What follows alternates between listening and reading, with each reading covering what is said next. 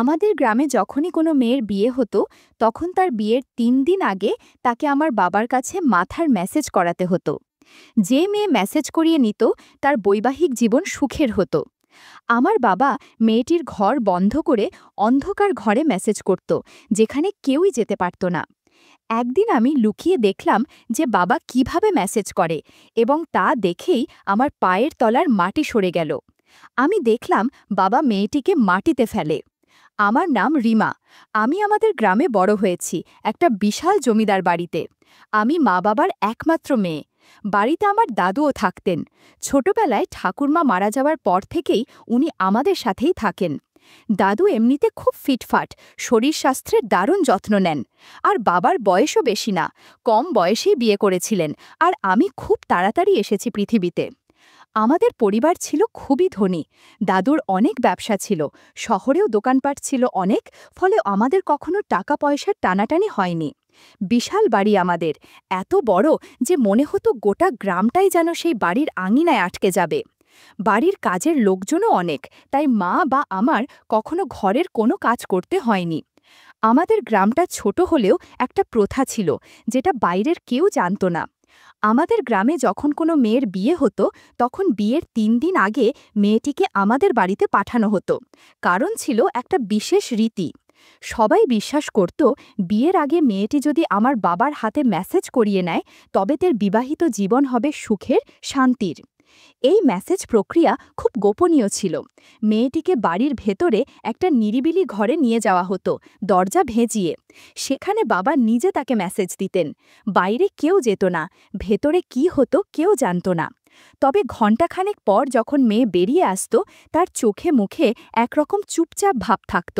আর কিছুক্ষণ পর বাবাকে যখন ঘর থেকে বেরোতে দেখতাম, ওনার গায়ে ঘামের ছাপ, মুখে যেন ক্লান্তির রেখা। তখন আমি বুঝতাম না কিছুই, ছোট ছিলাম তো। কিন্তু এখন বয়স হয়েছে, ১৬ পেরিয়ে গেছি। এখন বুঝি এই রীতিটা ঠিক কতটা অদ্ভুত। বাবার মধ্যে এমন কি আছে যা শুধুমাত্র তার ছোঁয়ায় কারো জীবন সুখের হয়ে যায়। এমন বিশ্বাস কিভাবে একটা গোটা গ্রামে গড়ে উঠল। একদিন আমি সব দেখেছি লুকিয়ে, আর যা দেখেছি তাতেই যেন ভেতরটা কেঁপে উঠেছিল। তারপর থেকেই এই বাড়ি, এই রীতি আর বাবাকে আমি এক অন্য চোখে দেখতে শিখেছি। আমি আমার বাবাকে খুবই বিশ্বাস করতাম। ছোট থেকে দেখেছি উনি পরিবারের জন্য কত কষ্ট করেন, কি যত্ন করেন আমাদের। কিন্তু একটা ব্যাপার আমার মন থেকে কিছুতেই মেনে নিতে পারতাম না। আমাদের গ্রামে সেই অদ্ভুত প্রথা, বিয়ের আগে মেয়েদের আমার বাবার হাতে মেসেজ করানোর বিষয়টা। ছোটবেলায় বুঝতাম না ঠিকঠাক, তখন মনে হতো হয়তো এটা কোনো দরকারি রীতি। কিন্তু বয়স বাড়ার সাথে সাথে যখন নিজে নিজেই অনেক কিছু বুঝতে শিখলাম, তখন একটা অস্বস্তি শুরু হলো ভেতরটা জুড়ে। আমাদের বাড়িতে কখনো কিছুর অভাব হয়নি। দাদুর প্রচুর সম্পত্তি, শহরে বড় বড় ব্যবসা, অনেক কাজের লোক, সব কিছু ছিল। কিন্তু আমার বাবাকে যখন দেখি ওইসব মেসেজ দিতে নিয়ে গিয়ে মেয়েদের ঘরের ভেতরে বন্ধ করে দেন, তখন ভেতরে ভেতরে একটা অদ্ভুত যন্ত্রণা হতো। ভাবতাম এত সব থাকার পরও উনি কেন এমন কিছু করছেন যেটা একেবারেই অস্বস্তিকর। আমি ছোট থাকতে ভাবতাম বাবা হয়তো মেয়েটির ভালো চাচ্ছেন, ওর সুখের জন্যই সব করছেন। কিন্তু এক রাতে একটা মেয়েকে ঘর থেকে বেরোতে দেখলাম, মুখটা একদম ফ্যাকাশে হয়ে গিয়েছিল, চোখে মুখে অদ্ভুত এক চাপা ভাব। সেই মুহূর্তেই আমার বিশ্বাসে ধাক্কা লাগলো, মাথায় হাজারো প্রশ্ন ঘুরতে লাগলো। সত্যি কি এই মেসেজ এতটা দরকারি, নাকি এর আড়ালে লুকিয়ে আছে এমন কিছু যা কাউকে বলা হয় না? আমি খেয়াল করেছিলাম যখনই কোনো মেয়েকে ঘরে নিয়ে যাওয়া হয়, আমাকে ঘরের ধারে কাছেও যেতে দেওয়া হয় না। এমনকি মা আর দাদু পর্যন্ত বিষয়টা জানেন, বুঝতে পারি। এটা আরও ভয় লাগায়, বাড়ির সবাই যদি জানে তাহলে এই নিয়ম চলছেই বা কেন। আমি ঠিক করেছিলাম সব নিজের চোখে দেখে নেব।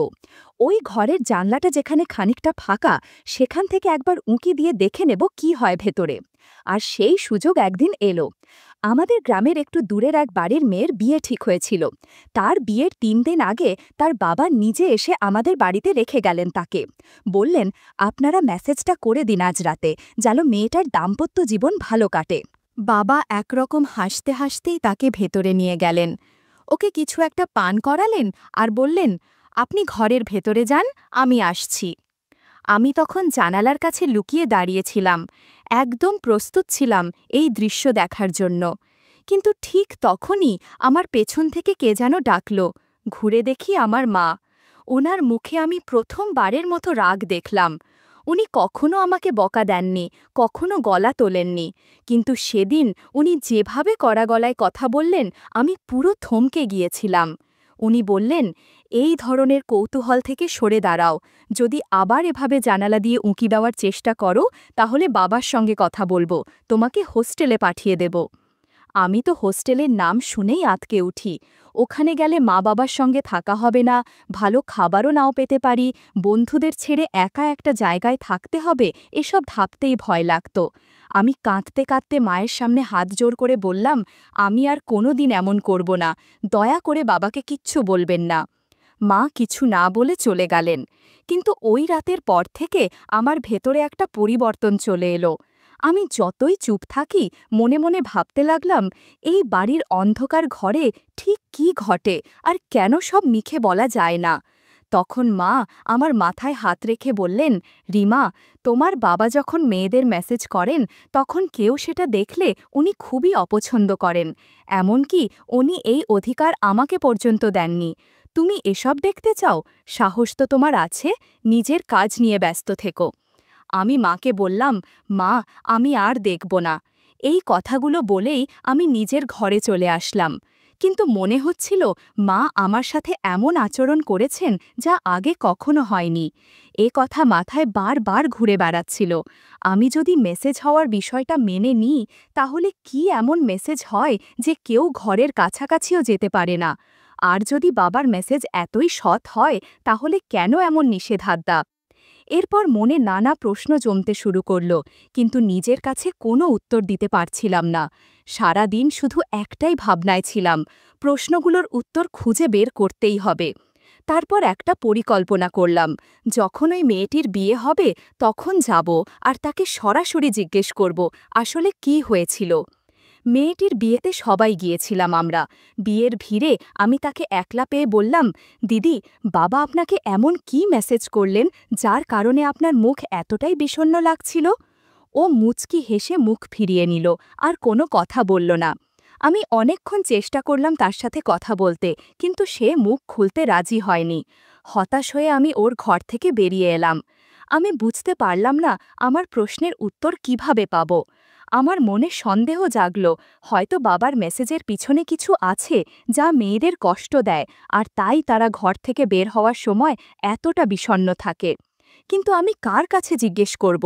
মাকে তো জানতাম সে আমাকে সেখান থেকে দূরে রাখার জন্য বলেছে, বাবার কাছেও কথা বলতে পারছি না। বয়স বাড়ার সাথে সাথে বাবার এই কাজ নিয়ে আমার বিরক্তি আর ঘৃণা বাড়তে লাগল। মনে হচ্ছিল উনি মেয়েদের প্রতি স্নেহ দয়া পর্যন্ত করেন না। এসব কথা কেউ শুনলে বিশ্বাস করবে না যে যিনি আমার বাবা, আজ আমি ওনার থেকে দূরে সরে যাচ্ছি, কথা বলতেই চাই না।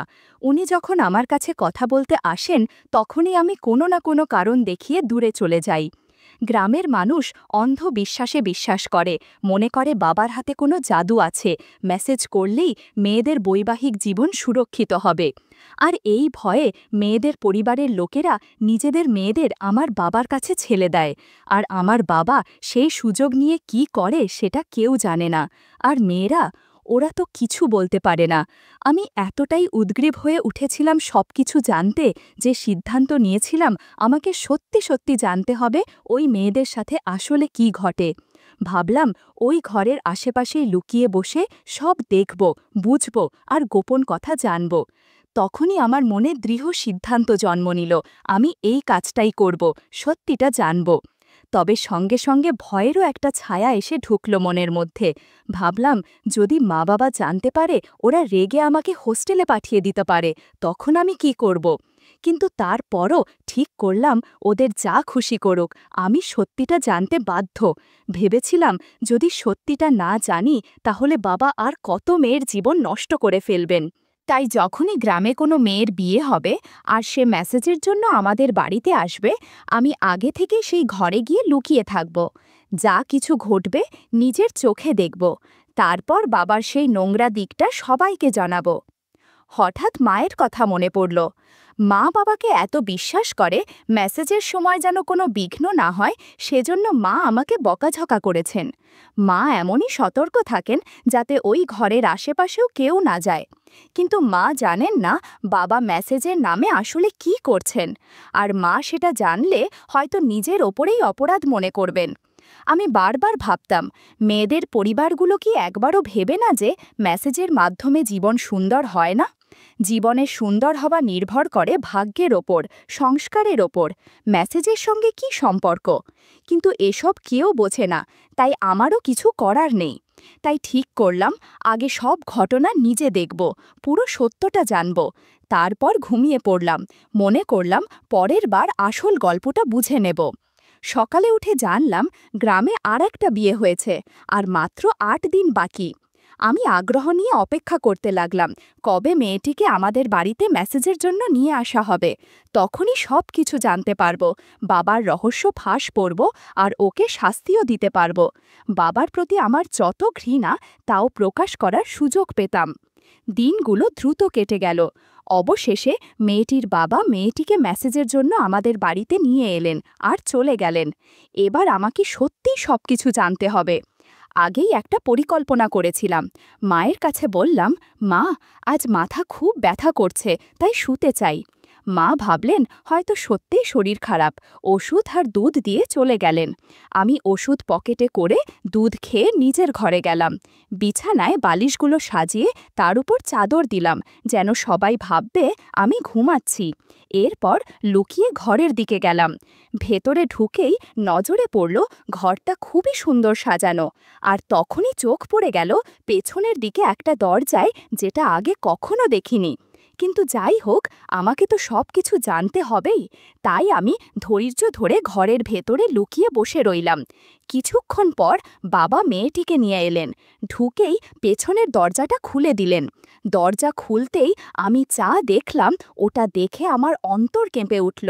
দাদু সেই দরজা দিয়ে ভেতরে ঢুকলেন, মেয়েটিকে ধরে পেছনের দিকে নিয়ে যেতে লাগলেন। আমি আর ধৈর্য ধরে রাখতে পারলাম না, হঠাৎ বাইরে বেরিয়ে এলাম। আমাকে দেখে তারা হকচকিয়ে গেল। বাবা রেগে আমার দিকে চেয়ে রইলেন। তখন আমি জোরে জোরে চিৎকার করতে শুরু করলাম। আমার চিৎকার শুনে মা ঘরে এসে আমাকে চুপ করাতে লাগলেন। আমি বললাম, মা, আপনি জানেন না ওরা ভিতরে কি করছে? মা ধীরে ধীরে বললেন, আমি তো জানি এই ঘরে কি হয়। আমি বললাম, তাহলে আমাকে সত্যিটা বলুন, না হলে আমি পুরো গ্রামকে বলে দেব। বাবা মাথা নিচু করে দাঁড়িয়ে রইলেন, তার চোখ থেকে একটার পর একটা জল ঝরছিল। মেয়েটি দাদুর কাছ থেকে হাত ছাড়িয়ে দূরে দাঁড়িয়ে রইল। তারপর পেছনের দরজা দিয়ে পালিয়ে গেল আর সবাইকে জড়ো করে নিয়ে এলো।